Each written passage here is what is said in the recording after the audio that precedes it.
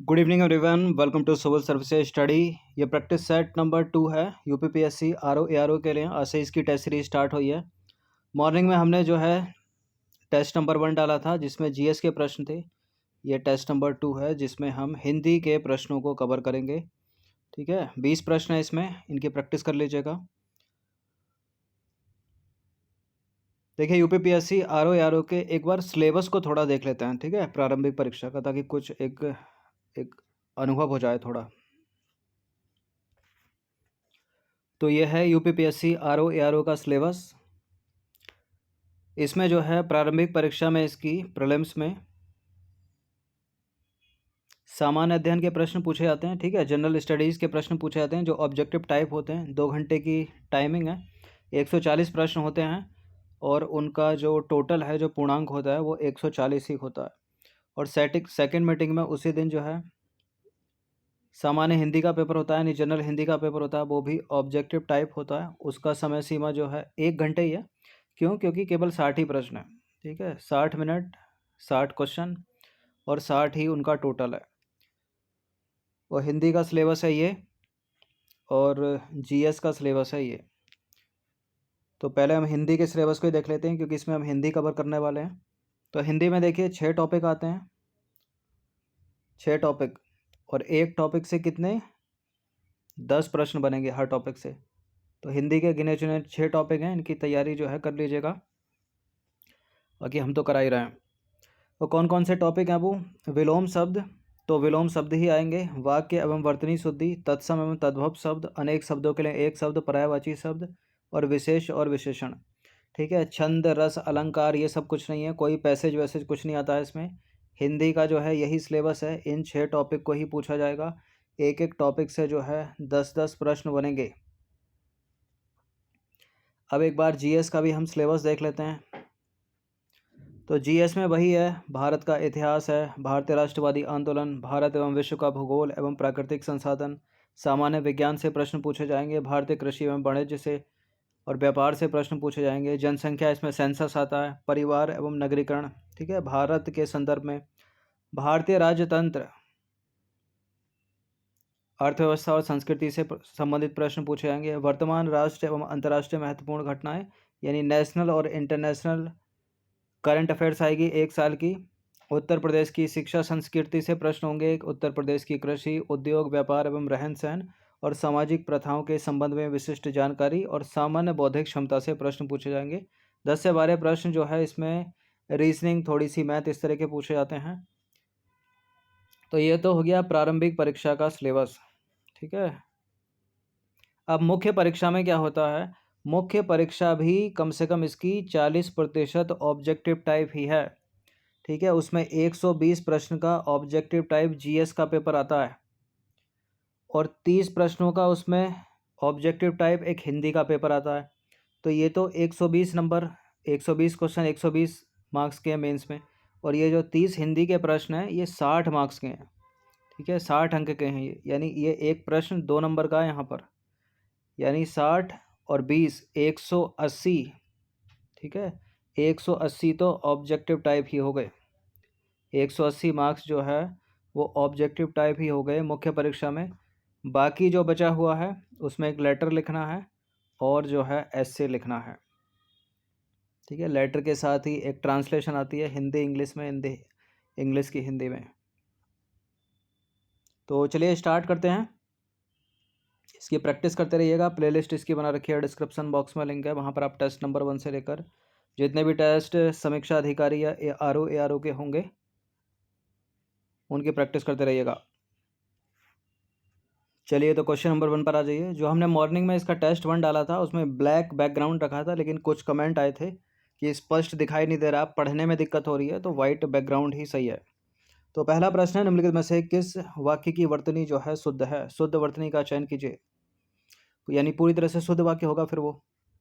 तेरी बातें सुनते सुनते मेरे कान भर गए। ठीक है, मेरे तो सांस में दम आ गया, और आजकल भ्रष्टाचार के बाजार गर्म है। प्रेम करना तलवार की धार पर चलना है। तलवार की धार पर चलना है, तलवार की नोक पर चलना है। शुद्ध वर्तनी की पहचान करनी है। प्रेम करना तलवार की धार पर ही चलना है, अगर नोक होता तो गलत हो जाता। करेक्ट है पहला वाला स्टेटमेंट।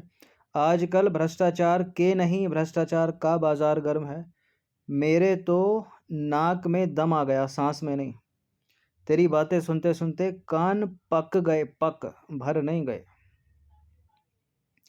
तो प्रेम करना तलवार की धार पर चलना है, यहाँ नोक भी लिखा आ सकता था जो गलत हो जाता।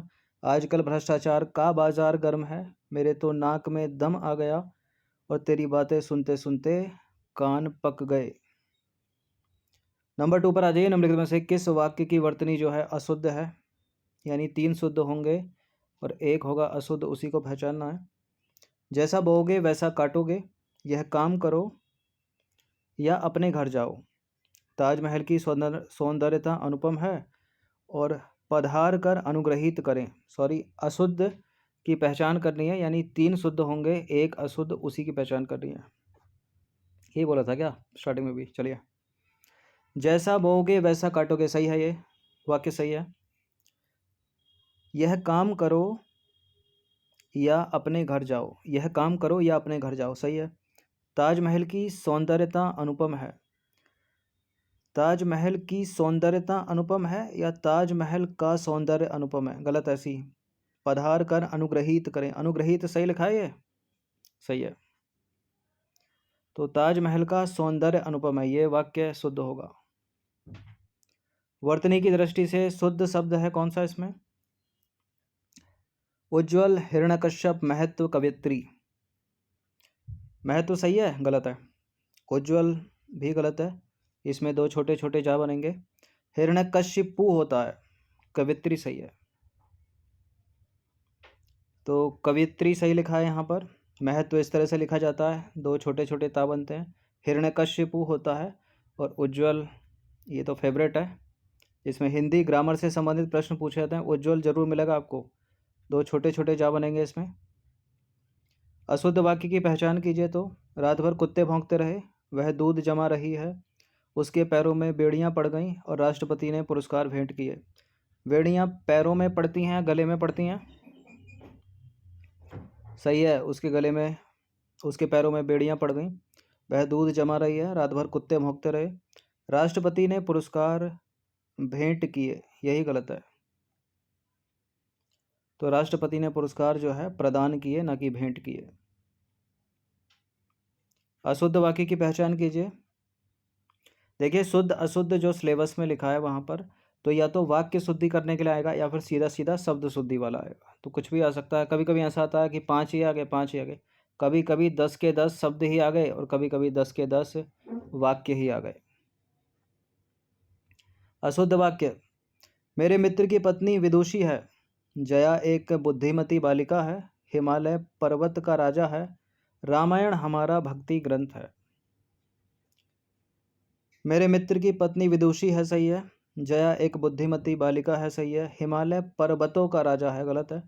रामायण हमारा भक्ति ग्रंथ है, तो हिमालय पर्वत नहीं बल्कि पर्वतों का राजा है। निम्नलिखित में से कौन सा वाक्य वर्तनी की दृष्टि से शुद्ध है?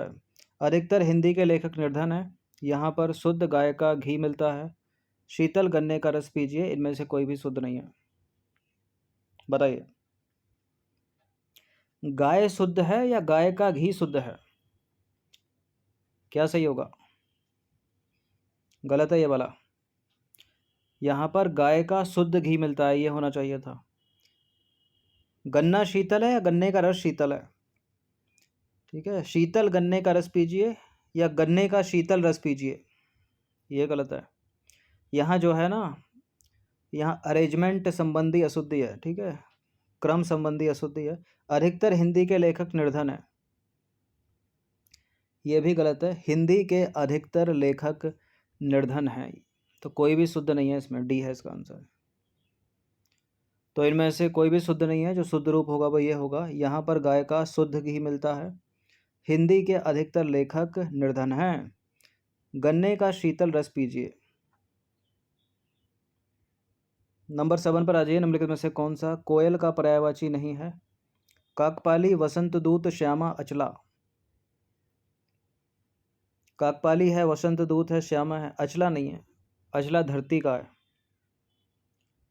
तो अचला नहीं है, क्योंकि अचला धरती का है। अगर हम धरती के और पर्यायवाची को देखें तो धरा, जमीन, रत्नगर्भा, मही है, वसुधा है, धरित्री है, क्षिति है, उर्वी है, भूमि है, पृथ्वी है, भू है, धरणी है, वसुंधरा है और अचला है। पर्यायवाची युग्म की दृष्टि से कौन सा असत्य है? स्वर, आहट, अनिल, प्रभंजन, पर्वत, गिरी, गिरिजा, कालिंदी। देखिए, स्वर हुआ यानी आवाज़ हुई, आहट हुई, ये दोनों एक दूसरे के पर्यायवाची हैं। अनिल मतलब हवा, प्रभंजन माने हवा, ये भी सही है। पर्वत, गिरी, ये भी ठीक है। गिरिजा के सामने कालिंदी लिख दिया, ये गलत है। गिरिजा तो पार्वती का पर्यायवाची हो गया, कालिंदी तो यमुना का पर्यायवाची है, तो ये दोनों पर्यायवाची अलग अलग हैं, तो यही सही है। तो गिरिजा जो है वो पर्यायवाची है पार्वती का और कालिंदी पर्यायवाची है यमुना का। और पार्वती के यदि अन्य और पर्यायवाची देखें हम तो गौरी है, शिवा है, अंबिका है, गिरिजा है, उमा है और सती भी। किस युग्म के सभी पर्यायवाची शब्द बादल के हैं? पहचान कीजिए। वारिद, नीरद, पयोधर, अम्बुद, सलिल। जलद, पयोद, अम्बुद, वारिवाह, मेघ। पयोधर, धराधर, वारिधर, बादल, तोय। पयोद, अम्बुद, उदक, वारिवाह, अम्बु। देखिए, सलिल जो है वो पानी का पर्यायवाची है, तो पहला तो होगा नहीं। बादल या मेघ हमको ढूंढना है। तोय भी पानी का पर्यायवाची है, उदक भी पानी का है, अम्बु भी पानी का है। बाकी बारी व अम्बुद, पयोद, पयोधर, धराधर, वारीधर, बादल, जलद, पयोद, अम्बुद, वारी व मेघ, ये बी वाले में सब सारे के सारे बादल के हैं। तो जलद, पयोद, अम्बुद, वारीवा और मेघ सभी बादल के पर्यायवाची हैं। अगर जल के पर्यायवाची हम देखें तो बारी, नीर, तोय, अम्बु, उदक, सलिल, पानी, पेय और मेघ, पुष्प, ये सब जल के पर्यायवाची हैं। 10वां प्रश्न है, निम्नलिखित में से कौन सा युग्म पर्यायवाची की दृष्टि से सही है? कौन सा पर्यायवाची युग्म सही सुमेलित है इनमें से? तरंगिणी, निर्झरिणी, वाहिनी, शैलजा, शैवालिनी, प्रवाहिनी, ये सभी, ये सारे सही हैं। ठीक है। और किसके पर्यायवाची हैं? ये नदी के पर्यायवाची हैं सारे के सारे, यह सभी नदी के पर्यायवाची हैं। तटनी, वाहिनी, तरंगिणी, निर्झरिणी, शैलजा, जलमाला, नद, शैवालिनी, प्रवाहिनी और सरिता। विषम को पहचानिए। चपला, दामिनी, चंचला, शर्वरी। चंचला बिजली का पर्यायवाची है, दामिनी बिजली का पर्यायवाची है, चपला भी बिजली का पर्यायवाची है, वितुंडा होता वो भी बिजली का पर्यायवाची होता। सरवरी यहाँ पर बिजली का पर्यायवाची नहीं है, तो सरवरी किसका पर्यायवाची है? रात का। तो बिजली के पर्यायवाची हैं घनप्रिया, इंद्र, वज्र, चपला, दामिनी, तड़ित, विद्युत, चंचला, सौदामिनी। और रात्रि के हैं त्रयामा, विभारी, ये बड़े इंपॉर्टेंट है, दोनों बहुत पूछे जाते हैं। क्षणपदा, शर्वरी, रात्रि, रैन, रजनी, निशा, यामिनी, तमी, निशी। ठीक है, इनमें से किसी को नहीं पूछेगा क्योंकि ये सभी को पता, नॉन पर्यायवाची हैं ये। उठाएगा शर्वरी को, क्षणदा को, ठीक है, और त्रियामा को भी ले लेता है, विभारी को भी ले लेता है। मिलिंद किसका पर्यायवाची है? मिलिंद भौरे का पर्यायवाची। तो भौरे के पर्यायवाची बड़े इंपॉर्टेंट है, समीक्षा अधिकारी में बहुत रिपीट होते हैं ये। ठीक है, चंचरीक है, अली है, भ्रमर है, भबरा है, मिलिंद है, मृग है, मधुप है, मधुकर है, सिलीमुख है। पूछे जाने की संभावना किसकी ज़्यादा रहती है? मिलिंद की, अली की, सिलीमुख, चंचरीक। कलापी और शिखी, कलापी, शिखी और सीतापांग किसके पर्यायवाची हैं? ये किसके पर्यायवाची हैं? ये मोर के पर्यायवाची हैं। तो मोर के पर्यायवाची हैं शिखी, सीतापांग, कलापी, मयूर और नर्तक प्रिय, मेह प्रिय। मछली के पर्यायवाची हैं सफरी, मकर, मीन, मीन तो है, मकर भी है, शफरी भी है, सभी हो गए। तो मछली के पर्यायवाची मत्स्य हो गया, ठीक है, जल जीवन हो गया, सफरी, मकर, मीन। जड़ पर्यायवाची है किसका? मूर्ख, पाताल, अज्ञानी। मूर्ख का है, ठीक है, अज्ञानी का भी है, तो ए और सी हो गया। तो जड़ जो है वो मूर्ख का पर्यायवाची है, अज्ञानी का है, गवार भी कह सकते हैं, अल्पमति भी, ठीक है, मति जिसमें दिमाग कम हो, कहते नहीं है मति मारी गई, और अपड़। पर्यायवाची की दृष्टि से कौन सा युग्म सही नहीं है? मोक्ष, निर्वाण, अंतक, सूर्यपुत्र, भुजंग, सारंग, काया, हिलोर। देखिए, मोक्ष प्राप्त करना, निर्वाण प्राप्त करना, पर्यायवाची हैं दोनों ये। अंतक, सूर्यपुत्र, ये भी सही है क्योंकि ये दोनों यमराज के पर्यायवाची हैं। भुजंग, सारंग, सर्प के पर्यायवाची हैं। हिलोर तरंग का पर्यायवाची है, ठीक है, और काया जो है वो शरीर का पर्यायवाची है, यानी देह हो गया, तो डी गलत है। तो काया हिलोर का है युग्म गलत है, क्योंकि